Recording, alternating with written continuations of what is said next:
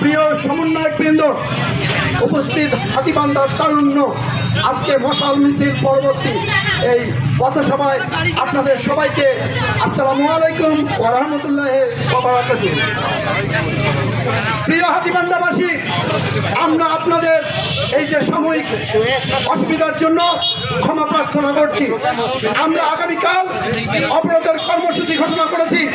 রাজপথ এবং রেলপথ সারা হাতীবান্ধা অনির্দিষ্টকালের জন্য রাজপথ এবং রেলপথ বন্ধ থাকবে। হাতীবান্ধাবাসীর প্রাণের দাবি, লালমনিরহাটবাসীর প্রাণের দাবি যতক্ষণ পর্যন্ত বাস্তবায়ন হয়নি ততক্ষণ পর্যন্ত আমি শাহেদুজ্জামান কোয়েল হাতীবান্ধার সর্বস্তরের জনগণকে নিয়ে এই রাজপথে থাকবো ইনশাআল্লাহ।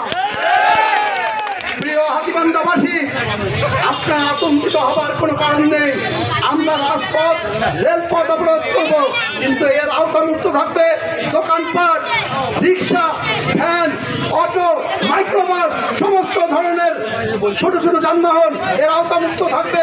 কারণ আমরা চাই আপনারা সবাই নিজের দাবি মনে করে এই আন্দোলনে অংশগ্রহণ করুন।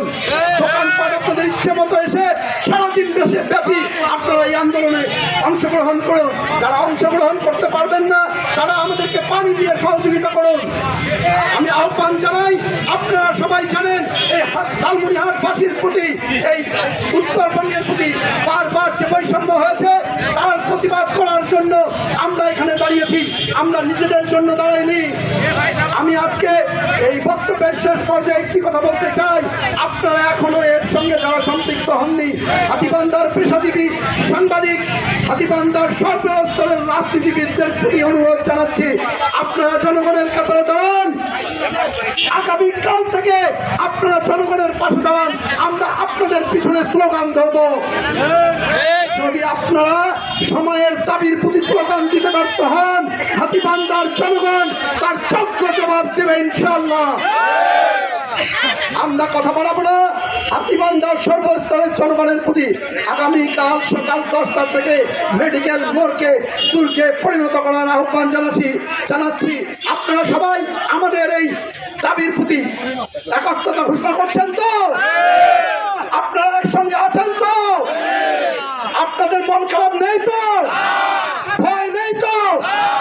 আমি 3.5 ফুট লম্বা, সাহস কিন্তু আমার বাঘের মতো, আমার বুক চওড়া আছে, গুলি বুকে নেব।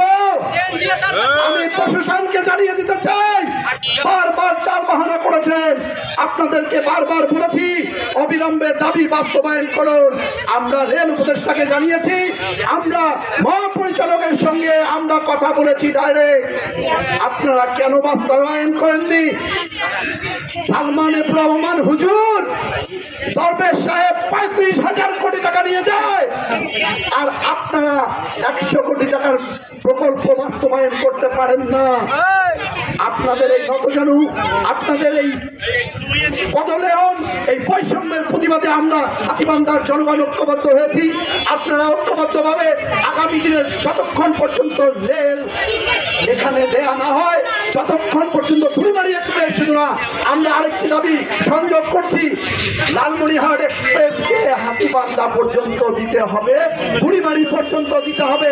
লালমনিরহাট এক্সপ্রেস লালমনিরহাট একার নয়, আমরা লালমনিরহাটের অংশ।